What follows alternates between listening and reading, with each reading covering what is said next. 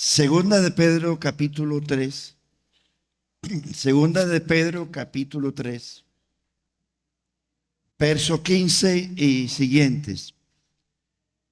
Tened entendido que la paciencia de nuestro Señor es para salvación, como también nuestro amado hermano Pablo, según la sabiduría que le ha sido dada, os ha escrito casi en todas sus epístolas, hablando en ellas de estas cosas, entre las cuales hay algunas difíciles de entender, las cuales los indoctos e inconstantes tuercen, como también las otras escrituras, para su propia perdición.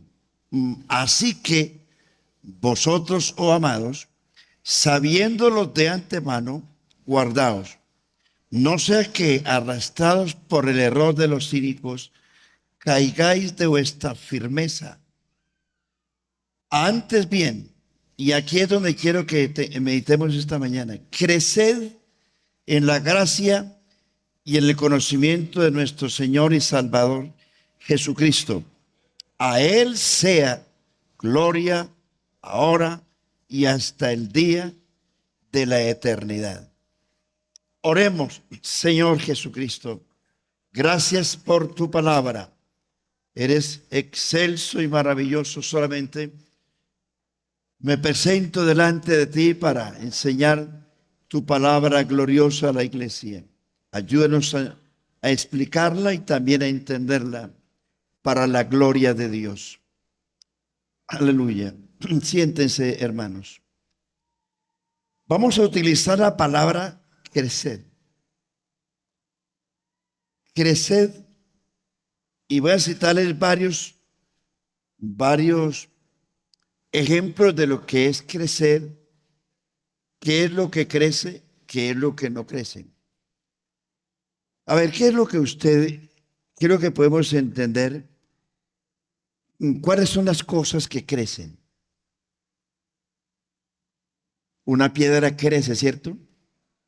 Una roca crece, una columna crece, una viga crece, esas bancas crecen. Este púlpito crece, este templo crece, el carro suyo crece. ¿Qué tal que eso creciera? ¿Usted no ve que el templo todos los días es como más grande? ¿No ve que las bancas son como más grandes? ¿Crecen o no crecen? ¿Por qué no crecen? Hágase esa reflexión. ¿Por qué esto no crece? Porque no tienen vida. ¿Qué es lo que crece? Lo que tiene vida. Crecen los niños, crecen los adultos, también crecen los animales, crecen las plantas. A ver, ayúdeme, ¿qué más crece? ¿Ah? Todo lo que tiene vida. Sin más rodeos, todo lo que tiene vida crece. Sobre eso vamos a hablar esta mañana. La pregunta es, ¿usted tiene vida en Cristo? Y vamos a hablar del crecimiento y de una de las formas como el cristiano crece. Voy a mencionarles aquí un montón de versículos. Si usted puede anotarlo, ustedes que no son tan acuciosos. La iglesia tiene que crecer, uno, de manera numérica, cualitativa y en conocimiento. En esos tres aspectos la iglesia tiene que crecer. Toda cosa viva está llamada a crecer. Lo único que no crece son las cosas muertas. Hágase desde ya la reflexión. ¿Tiene usted vida? ¿Usted cree que ha crecido en el Señor? Vamos a ver si es cierto. Crecen las plantas. Voy a mencionar aquí varias metáforas. Crecen las plantas, los árboles, los animales, las naciones. Crece el rebaño, crece la vid, crece el pueblo de Dios. Crece el nuevo hombre, dice la Biblia, que se va renovando cada día. Crece el cuerpo de Cristo, que es la iglesia. Crece el sacerdocio de los hijos de Dios, que es la iglesia. crece la nueva nación de ciudadanos celestiales que es la iglesia. Crece el templo.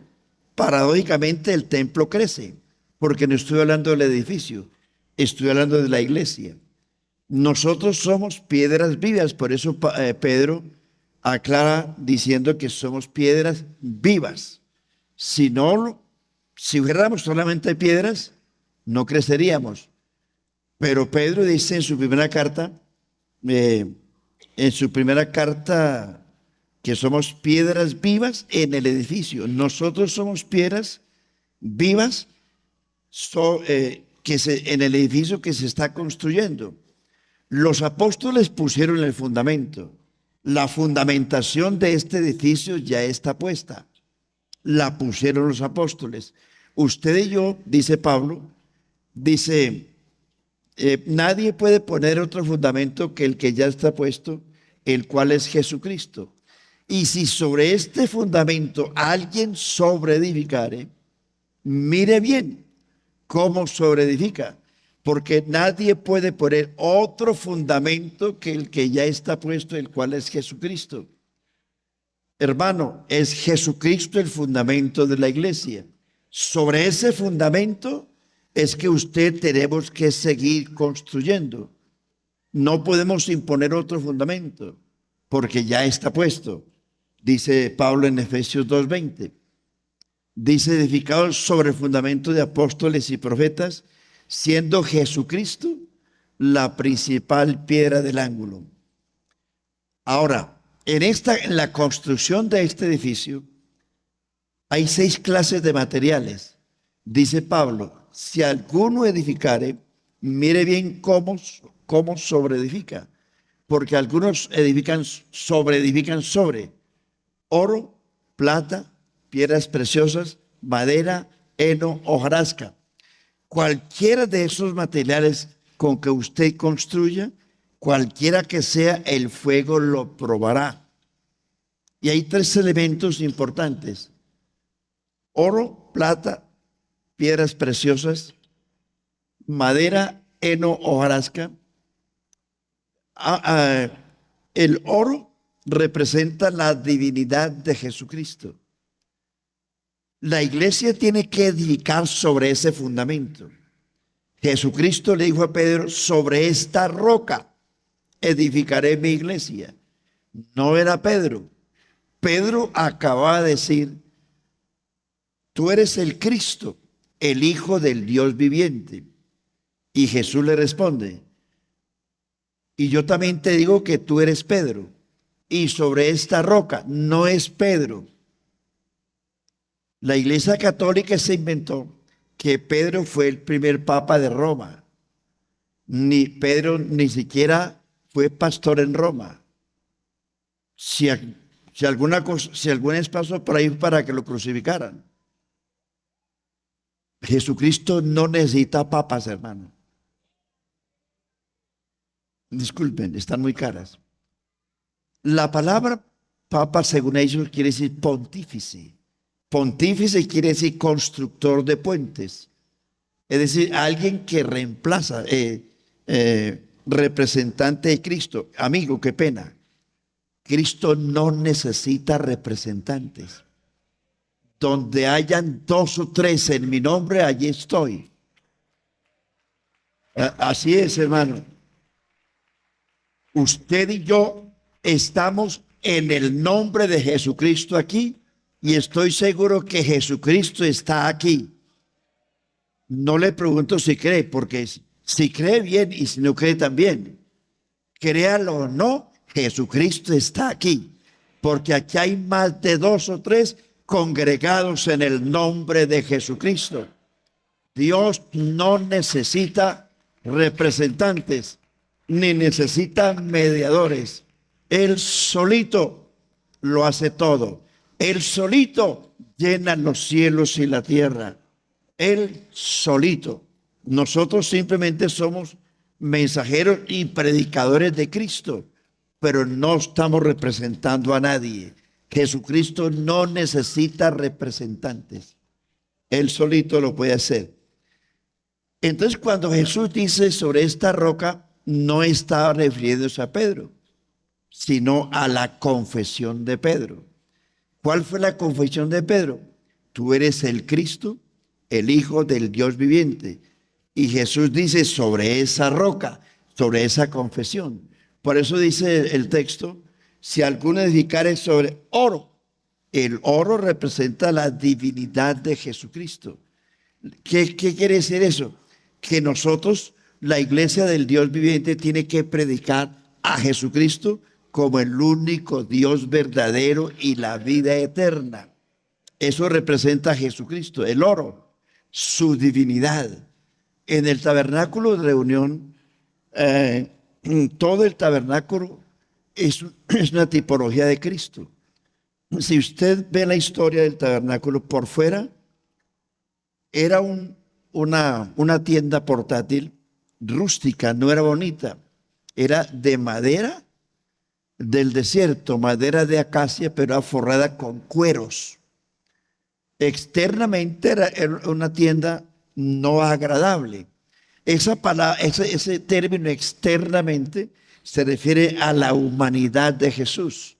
Como dice Isaías 53, sin parecer ni hermosura, le veremos inatractivo para que le deseemos. Si usted mira el tabernáculo por fuera, era simplemente madera y forrada en cueros. Nada agradable tenía. Eso indica la humanidad de Jesucristo. Pero si usted mira el tabernáculo por dentro, todo estaba enchapado en oro. Todos los utensilios internos del tabernáculo eran oro. Eso indica que el tabernáculo es una tipología de Cristo como hombre y de Cristo como Dios. Porque Cristo es Dios, pero también se hizo hombre. Lo externo es lo humano, lo interno es lo divino.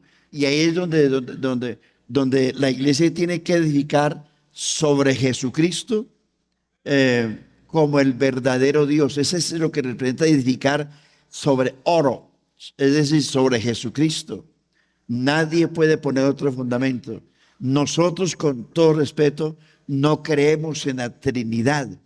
No creemos en una pluralidad de dioses. Creemos en un solo Dios verdadero, que se llama Jesús. Segundo, el segundo fundamento es plata. Plata significa en la Biblia redención. Quiere decir que usted y yo como iglesia estamos edificados sobre la obra del Calvario. ¿Qué fue lo que Jesús hizo para comprar la iglesia? Derramó su sangre. La plata en ese término representa el precio que Cristo pagó por la iglesia. Y que usted y yo somos salvos, no por obras, sino por la obra de Cristo en la cruz. La iglesia verdadera tiene que predicar la muerte, sepultura y resurrección de Jesucristo, así no sea Semana Santa. Las llaves del reino son ellas: muerte, sepultura y resurrección de Cristo. Usted y yo somos salvos mediante esa predicación. Usted no es salvo por la religión que tenga, así sea muy bonita, así sea, esté llena de templos hermosos y cosas bonitas. Usted no es salvo por eso. Usted es salvo si cree en la muerte, sepultura y resurrección de Jesucristo. Si cree y obedece, porque en la cruz Jesucristo fue nuestro sustituto y Él se ubicó en el lugar suyo y mío. ¿Cómo podía Dios salvar a un pecador sin violar la ley? Si fue Dios el que dio la ley y fue Dios el que dijo: la paga del pecado es muerte. Ahí está el presidente de Colombia más encartado, como ha vivido toda la vida, porque quiere cambiar las leyes que solamente el Congreso puede cambiar. Está enredado, como siempre. Bendito mi Cristo. Jesucristo fue el que dio la ley y Él no la podía cambiar, tenía que cumplirla. Y Jesús dice: yo no vine a abrogar la ley, sino a cumplirla. ¿Cómo se cumple una ley cuando la ley decía: la paga del pecado es muerte? El pecador tenía que morir para cumplir la ley. ¿Cuándo se ejecuta la ley? Cuando se le da muerte al que violó la ley. En este caso, el que violó la ley fue el pecador, usted y yo. Jesucristo en el Calvario, Colosenses 2:14, anuló el acta de los decretos que era la ley, que nos era contraria, la quitó del medio y la clavó en la cruz. ¿Cómo podía redimirnos Jesucristo sin violar la ley, muriendo Él en nuestro lugar? No hubo en la tierra alguien que muriera por el hombre. Para poder salvar al hombre tenía que venir alguien que no fuera de la tierra. Es decir, un ser que no se hubiese contaminado. El único ser que pisó la tierra que no se contaminó fue Jesucristo, porque todos los hombres se contaminaron. Y Dios prefirió en el Antiguo Testamento la sangre de los corderos, de las tórtolas, de los palominos, antes que la de los hombres, porque su sangre y la mía están contaminadas. Por eso, amigo y hermano, se requería una sangre no contaminada. La sangre de Jesús es sangre que se preparó en el cielo, no en la tierra. La sangre de Jesús no es la sangre de José ni de María, porque si fuera de José o de María, no puede salvarnos. Están contaminadas. Por eso dice la Biblia que fue el Espíritu Santo el que tomó forma en el vientre de María. Amigo y hermano, la sangre de Jesucristo es tan grande y tiene tanto valor que es la única cosa que está en el cielo en este momento. Es lo único que fue al cielo y está en el cielo. ¿Por qué? Porque la sangre de Jesús fue tomada del cielo y fue al cielo. Y se lo explico de otra manera. En el tabernáculo y en el templo, en el lugar santísimo, había un arca. En el arca estaba contenida las tablas de la ley, el maná y la vara de Aarón. Las tablas de la ley representan la ley. El maná representa a Jesús, el pan vivo. Y la vara de Aarón representa la resurrección de Cristo. Encima de la tapa del arca había una poseta que se llamaba propiciatorio, donde iba el sacerdote año a año, en el día de la expiación, en el día 10 del mes 7, cada año. Era el único que puede entrar al lugar santísimo una vez al año. Tomaba la sangre de un cordero sin mancha y sin defecto de un año de edad, con parte de la sangre rociaba el tabernáculo y el pueblo, y el resto de la sangre iba y lo ponía en la posetica que se llamaba propiciatorio. Y si esa sangre puesta allí era aceptada en el cielo, el sacerdote danzaba y las campanillas que tenían los vestidos sonaban y el pueblo afuera escuchaba el sonido de las campanillas y indicaba con ello que el sacrificio había sido aceptado y que Israel tendría bendición por un año. Si las campanillas a las 3 de la tarde no funcionaban, indicaba que el sacerdote había muerto, y si el sacerdote había muerto, indicaba que el sacrificio no había sido aceptado. Y eso representaba para Israel un año de maldición, de pobreza y de miseria. Eso era una cosa terrible. Se lo digo de esa manera, eso es una tipología de Cristo. Cristo en la cruz del Calvario, que fue el altar donde Él ofreció su cuerpo y su sangre, después de que resucitó, fue al cielo. Jesucristo fue al cielo 2 veces. Primero, cuando Jesús resucitó, recuerdan ustedes, María Magdalena y las otras mujeres se arrojaron a los pies de Jesús porque ellas fueron las primeras que vieron a Jesús resucitado y se arrojaron para abrazarlo.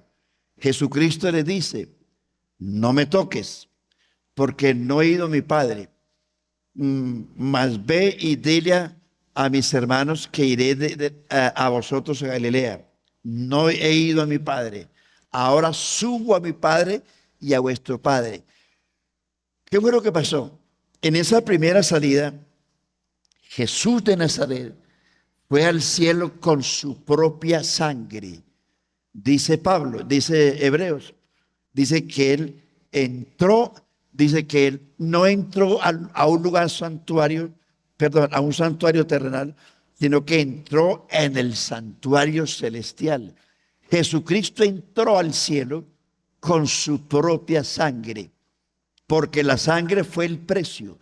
La sangre fue la ofrenda que se pagó. Recuerden el Salmo 24. Alzado puertas vuestras cabezas y alzados vosotras puertas eternas y entrará el Rey de Gloria. Si Jesús pedía entrar era porque había salido. El Salmo 47:5 dice, subió Jehová con poder al sonido de trompeta. Si subió es porque había descendido.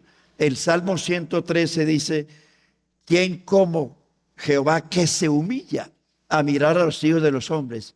¿Cuándo se humilló Jehová? Cuando se hizo hombre. ¿Cuándo subió Jehová? Cuando fue glorificado. Juan 12:24 dice, si el grano de trigo no muere y va a la tierra, queda sin fruto. Pero si muere y va a la tierra, este lleva mucho fruto. Jesús de Nazaret es ese grano de trigo. Tenía que morir, ir a la tumba y resucitar y ser glorificado. Juan 7:39 dice, porque no había venido sobre ninguno el Espíritu Santo, porque Jesús no había sido aún glorificado. Hablando del Espíritu Santo. ¿Cuándo fue Jesús glorificado? 1 Corintios 15:47.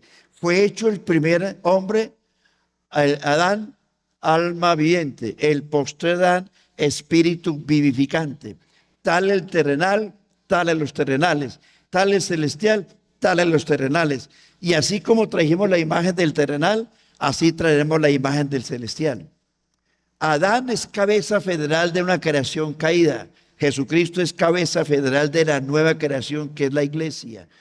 Cuando Jesús sube al cielo, por primera vez después de su muerte, acompañado por los ángeles, pide los ángeles que abran las puertas para que entre el Rey de la Gloria.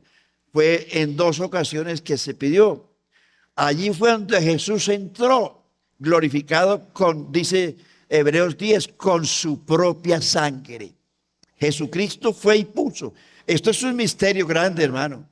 Jesucristo fue y puso su sangre en el lugar santísimo. Y hermanos, Jesucristo lo mira a usted a través de la sangre puesta en el lugar santísimo. Usted y yo no somos nada sin Cristo. Si no tuviésemos el blindaje de la sangre de Cristo, el diablo nos hubiera devorado. Pero somos blindados con ese blindaje que se llama la sangre de Jesucristo. Porque la sangre de Jesucristo nos limpia de todo pecado. Entonces Jesús fue y llevó su propia sangre y la puso allí y volvió. Cuando él volvió, ya era espíritu vivificante y podía entrar a cualquier edificio sin tocar puertas, sin abrir puertas. Y varias veces le apareció a los discípulos sin abrir puertas. Y allí ya Jesús, convertido en espíritu vivificante, entró en ellos y comenzó el proceso de redención.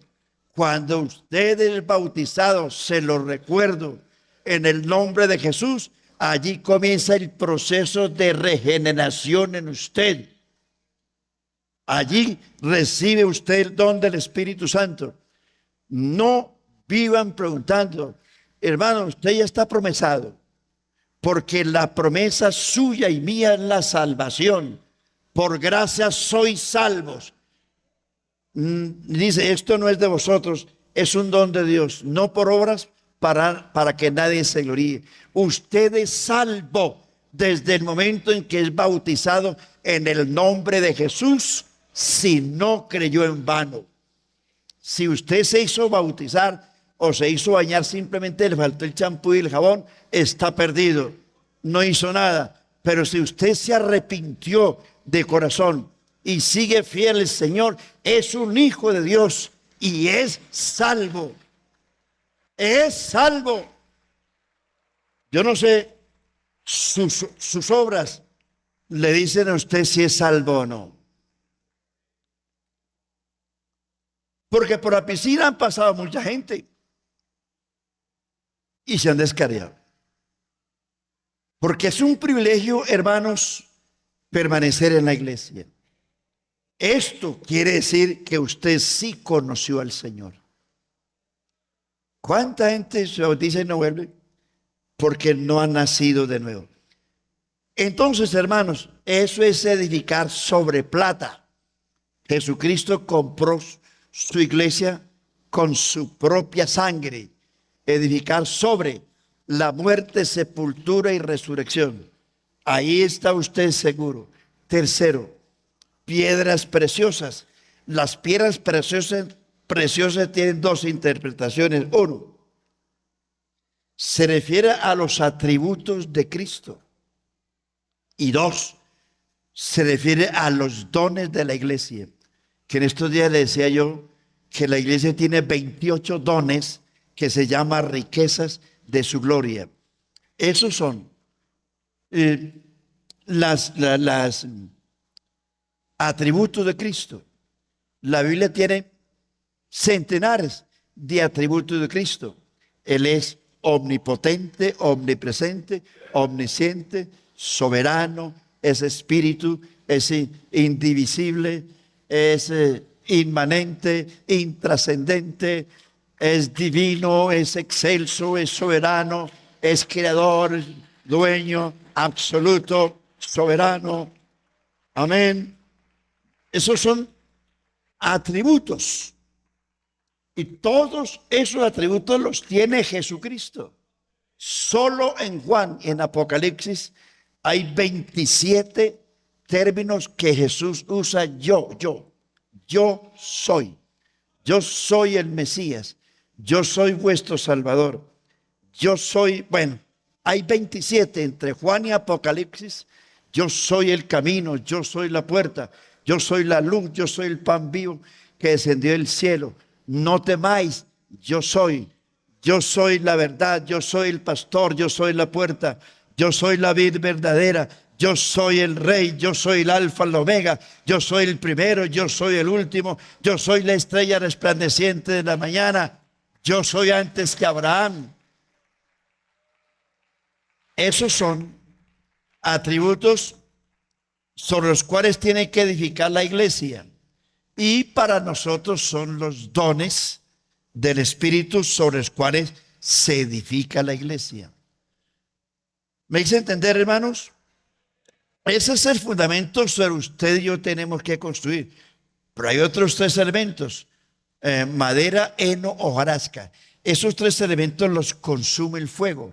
Eso indica los creyentes que están edificando sobre ruido, bulla, solamente una vida mediocre, una vida mundana, una vida fácil, un evangelio fácil, el famoso evangelio de la prosperidad, un evangelio sin arrepentimiento, sin fe, sin bautismo, sin conversión, un evangelio que solamente se basa en el ruido de la música, en el tambor, en la guitarra, en el bajo, en el teclado, en el ruido de las iglesias, de las mega iglesias que crecen como nieve, pero como nieve se desvanecen también, porque no tienen un fundamento sólido. El fuego, la prueba los consume, porque no aguantan.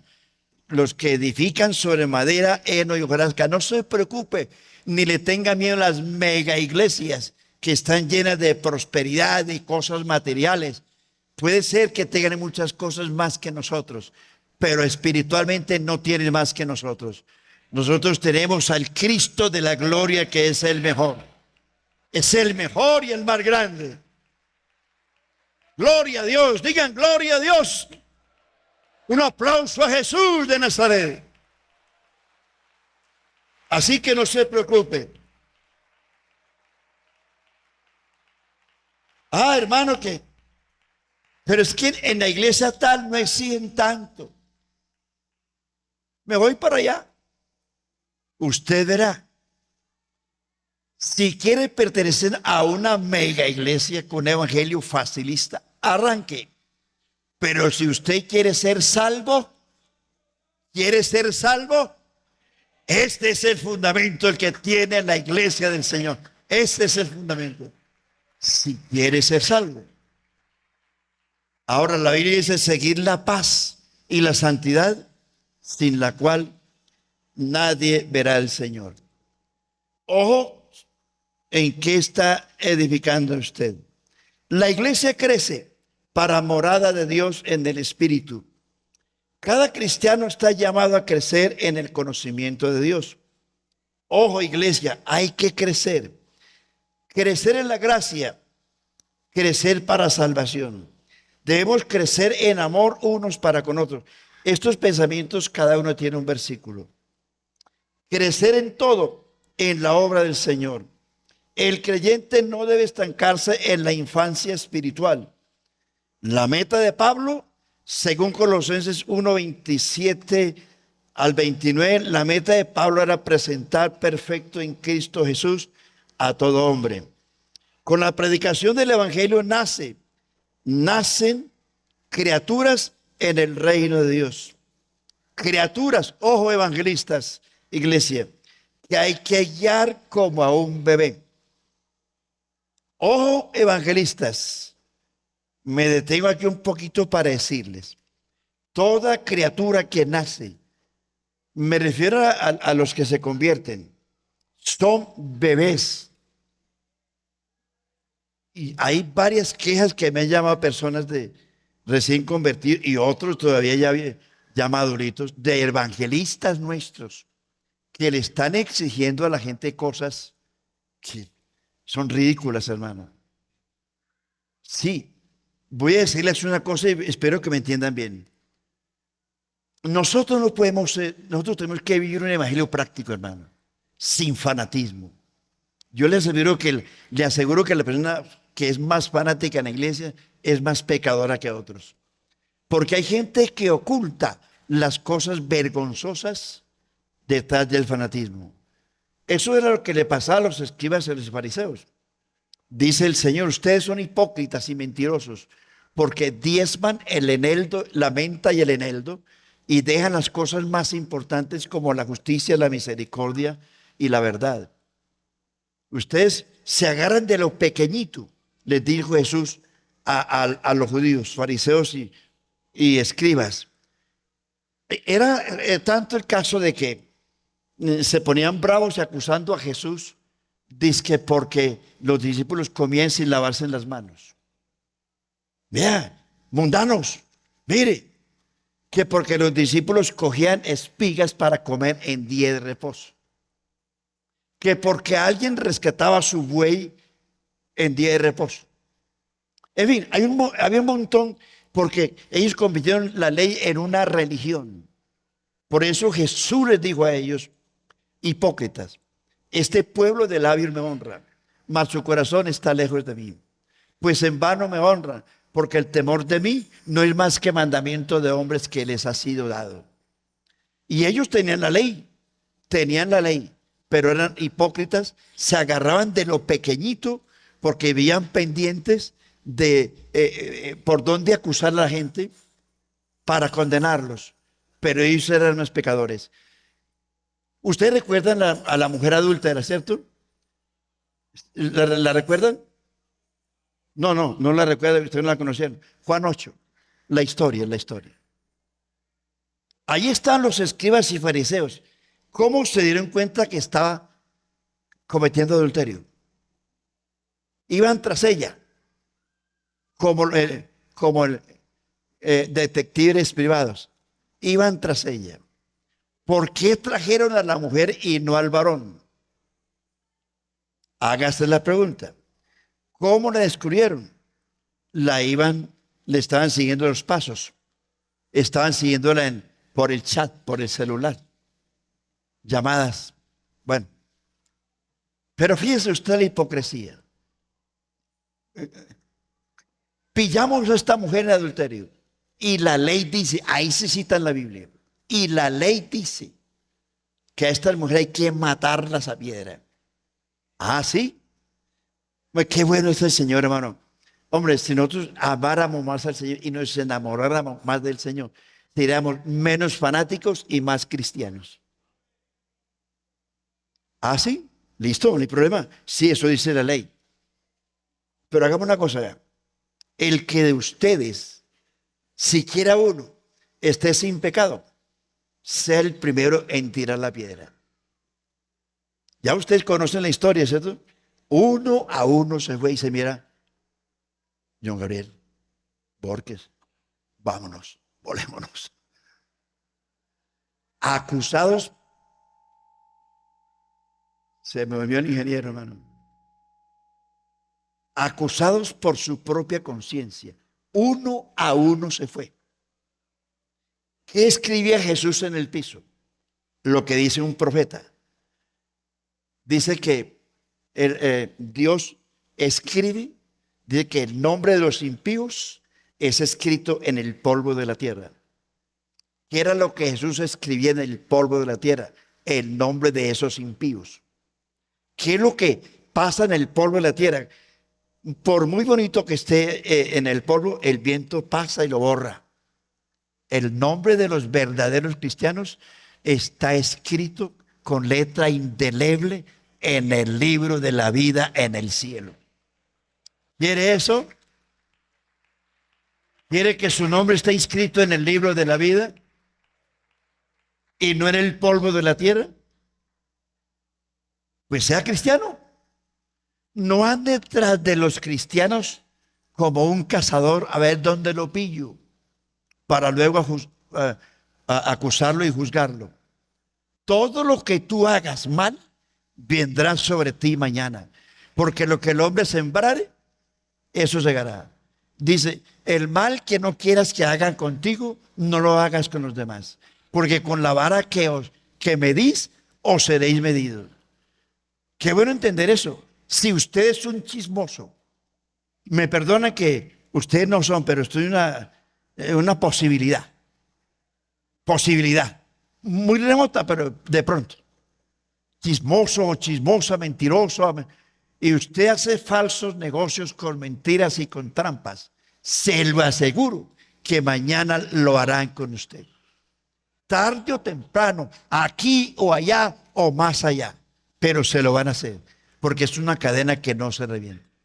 Entonces nosotros, si entendiéramos eso, hombre, seríamos cristianos distintos.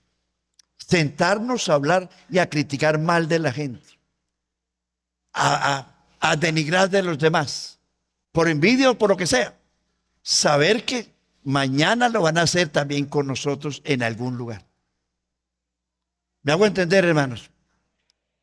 Entonces, nosotros, o hay creyentes en la iglesia que están detrás de los errores de la gente, para luego juzgarlos y decirles que tienen demonio.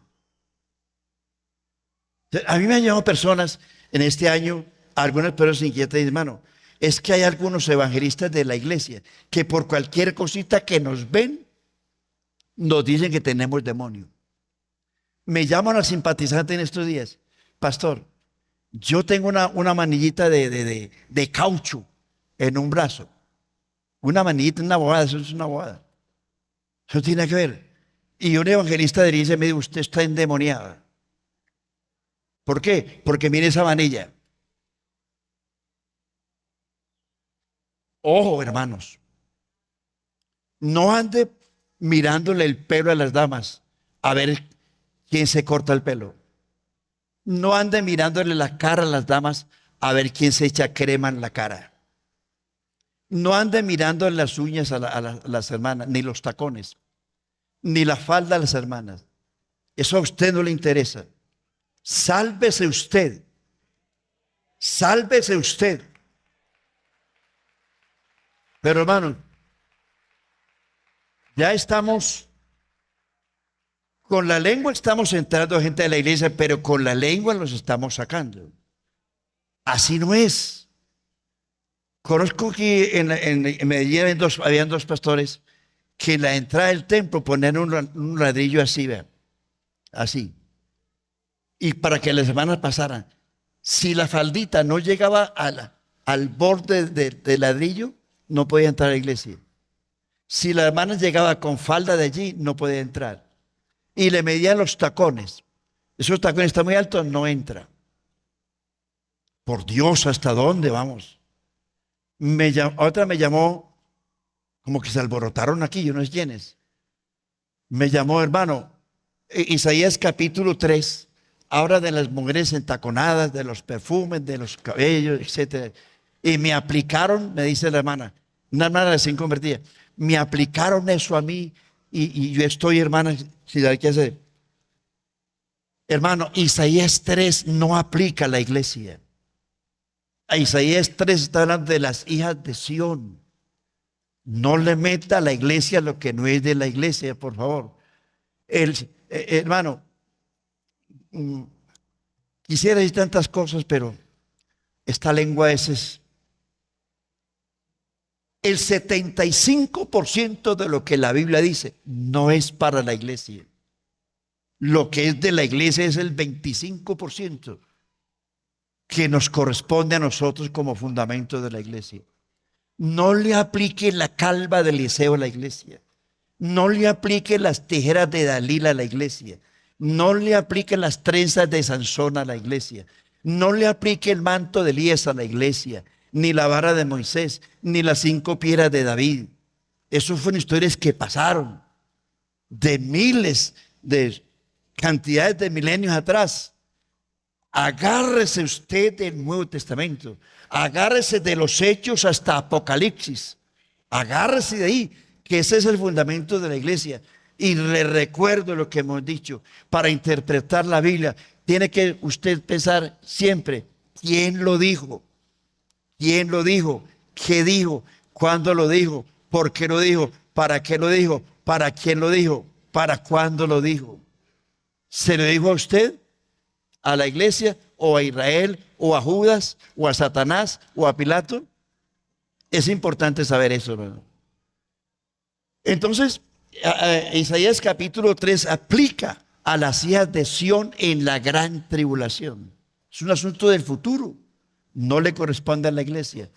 Ahora, Israel en el Antiguo Testamento tenían un solo uniforme, una sola cultura, porque eran una sola nación. Una sola nación. Pero la iglesia no es una sola nación. La iglesia viene de todas las naciones del mundo, de todas las culturas del mundo.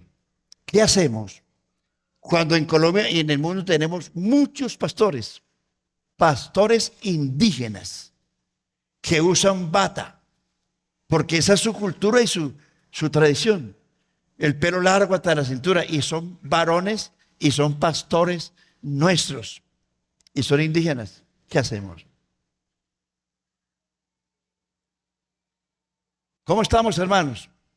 Ahora, hay cositas tan pequeñas que por ellas hemos sacado tanta gente. Y me detuve aquí porque le voy a decir esto. Un bebé nace y usted no puede, o le hago una pregunta. ¿Cómo se procesa un bebé? Usted sabe cómo.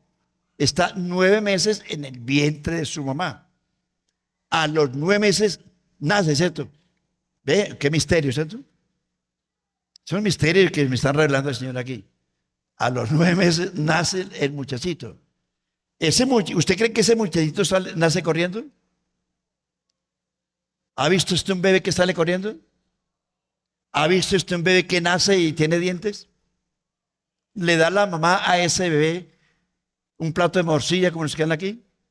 ¿Frijoles con garra? ¿Chuleta de cerdo? ¿Bandeja paisa? ¿Mondongo de los 70? ¿Qué le da la mamá a ese bebé? Leche materna, porque ni siquiera de tarro la puede tomar. Me estoy haciendo, son fábulas que estoy utilizando para que veamos que la vida cristiana es así. Usted oyó la palabra, fue engendrado por la palabra y nació por la palabra en la iglesia como una criaturita, pero esa criatura, hermanos evangelistas, iglesia toda, esa criatura hay que recibirla bien, hay que alimentarla bien.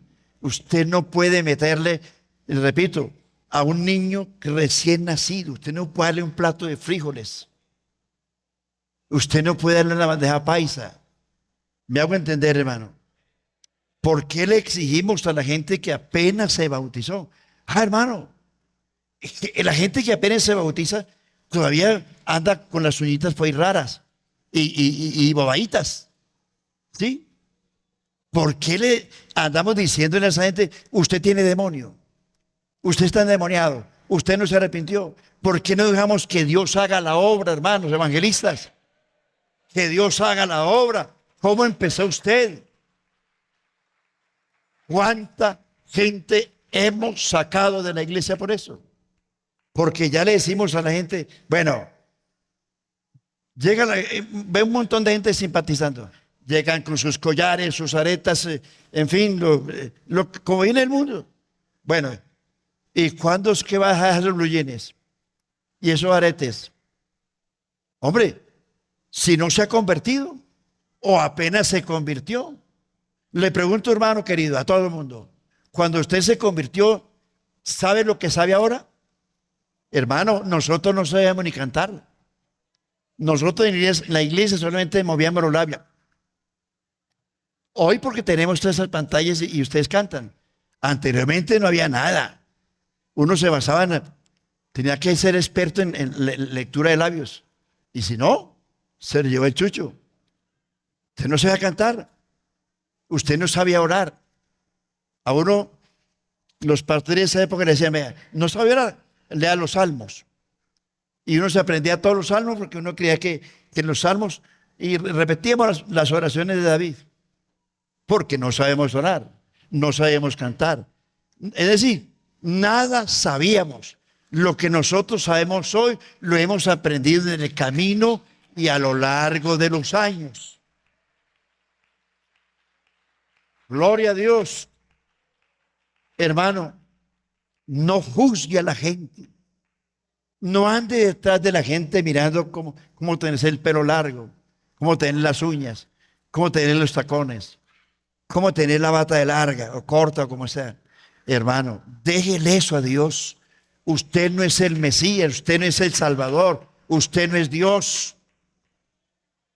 Criticamos a las damas porque se echan talquito en la cara y alguna cosita. No estoy hablando del maquillaje, talquito. Los esposos quieren ver a sus mujeres bonitas y elegantes. Y las mujeres son vanidosas. Las mujeres les gusta la cremita, el talquito, para que sean bonitas, sí o no. Porque ese marido, a nosotros, los maridos, nos gusta ver a nuestras esposas bonitas y bien arregladas, ¿o no, varones? Usted quiere una mugrosa ahí que ni se peina, la bruja de Osanina que ni se peina, hermano. Ahora, ¿cómo la quiere ver? Yo quiero ver a mi mujer bonita y elegante porque mi mujer, porque la Biblia dice que mi mujer es gloria del varón. Si mi mujer está bien vestida, bien bonita, la gloria es para mí, no es para ella. Eso dice la Biblia, que la mujer es gloria del varón. Y si es gloria del varón, trátela bien. Amén. Dele las cositas que necesita. No sea tacaño, no sea amarrado, hermano. Un montón de jóvenes y adolescentes que vienen a la iglesia y porque le vemos anillitos por ahí de alambre de púa. Sí, bobaditas. O manillitas ahí, unas bobaditas. Bueno, este mundano, ahí llegó ese demonio. Tiene demonio. Ojo, hermano, hay gente que está en proceso de convertirse. Nosotros no sabemos nada cuando nos convertimos. Ayudemos a los jóvenes, hermano. No andemos criticándole el pelo largo, corto, o las bobadas que usen. Deje que cuando Dios se convierte, cuando la persona se convierta, Dios hace lo demás. No andemos intentando sacar las escamas al pez sin sacarlo del agua. Bueno, usted ya se bautizó. Bata larga, las rodillas, tiene que barrer el piso con la falda. Tiene que barrer el piso con el cabello. No se lo puede cortar ni una greña. Las mujeres tienen derecho a organizar su cabello también. No es que van a venir aquí tampoco motilonas, sino organicen su cabello, porque el cabello es la hermosura de ustedes. Yo no quiero verla a ustedes sin cabello. Los hombres nos ven sin cabello Pero así como usted ve feo un hombre con cabello largo, así una mujer sin cabello igual. Bueno, son cositas que yo quisiera hablar más de esto, pero solamente le digo, hermano, no vivamos juzgando a la gente. Somos la iglesia del Dios viviente. Ahora, nos agarramos de esas cositas tan mínimas, pero olvidamos las cosas más importantes, como es la oración, como es el culto, como es la santidad, como es la lectura de la Biblia.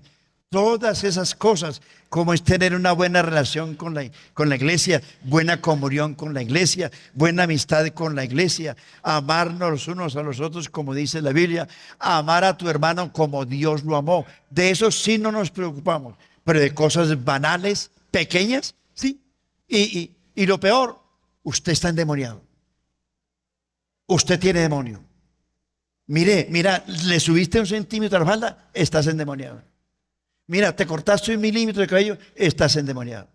Mira, te echaste crema Pons, eres un demonio. ¿Me hago entender, hermano? Ojo que yo me volví mundano. No, hermano, el evangelio que nosotros tenemos nos hace madurar constantemente. Mire, yo tengo medio siglo en la iglesia. En mi época, no se podía estudiar. No se podía ver televisión. Usted no me lo va a creer, pero sí era. ¿Hay algunos ancianos aquí? ¿De más de 50 años? No quieren, les da pena. Pues de convertidos, porque aquí hay más viejos que yo, pero ahora de convertidos. Cero televisión, cero estudio, cero deporte.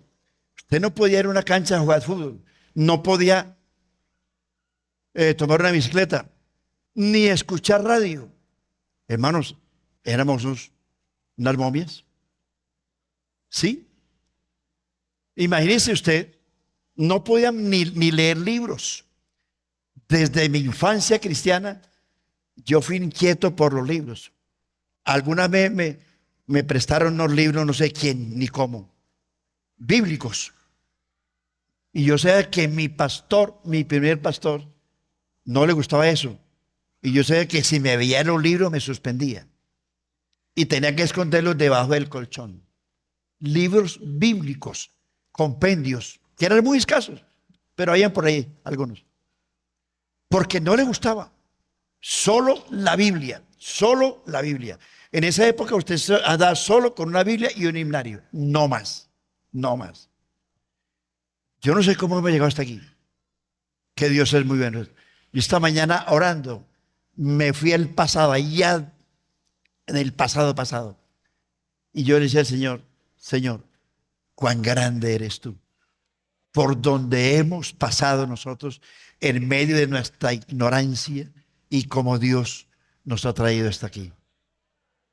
Como Dios nos ha traído hasta aquí. Hermano, esto era una cosa terrible. La mujer no podía cortarse una greña de cabello. Nada, eso eran unas batas largotas, anchotas, que parecían la carpa de un camión. Y vaya usted que las mujeres pudieran vestirse como mujeres. Eso era pecado. Cualquier cosita que hiciéramos a la banca. Éramos directores de a la banca. Porque sentados. Muchos de nosotros vivimos esa época. Y hay iglesias que viven esa época, hermano. No hay cosa más difícil en la vida que la ignorancia, hermano. Hoy no es que el evangelio haya cambiado. Somos nosotros los que hemos tenido que cambiar, porque a lo largo del camino nos hemos dado cuenta que algunas cosas que creíamos que eran inmundas no eran tan inmundas. Ahora dice la Biblia, todas las cosas me son lícitas, pero no todas se edifican. No quiere decir que no todas condenan, sino que no edifican.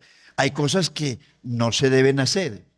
No porque usted va al infierno con ellas, sino que por la conciencia de otros. Eso dice la Biblia. Así que, hermanos, el tiempo se me acabó, quedé empezado.